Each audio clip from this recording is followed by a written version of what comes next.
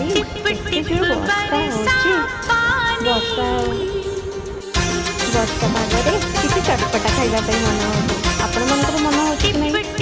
ଚାଲନ୍ତୁ ଚୁଲା ଗଜା ଷ୍ଟାର୍ଟ କରିବା। ଏହି ରେସିପିଟି ବହୁତ ହେଲ୍ଦି, ବହୁତ ଭଲ।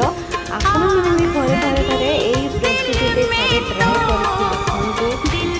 ଦେହ ପାଇଁ ବହୁତ ଭଲ ଆଉ ହେଲ୍ଦି ରେସିପିଟି। ଆଉ ମଜା ନେବା ଚାଲନ୍ତୁ ଏ ରେସିପି। ଚୁଲା ଚାଟ୍ ବହୁତ ବଢ଼ିଆ ରେସିପି। ବହୁତ କମ୍ ଟାଇମ୍ରେ ବି ଆପଣମାନେ ଏଇ ଚାଟ୍ଟି କରିପାରିବେ ଘରେ। ବହୁତ ଭଲ ଲାଗେ। ଆପଣମାନେ ବି ଥରେ ଟ୍ରାଏ କରିକି ଏଇ ରେସିପିଟି ଦେଖନ୍ତୁ।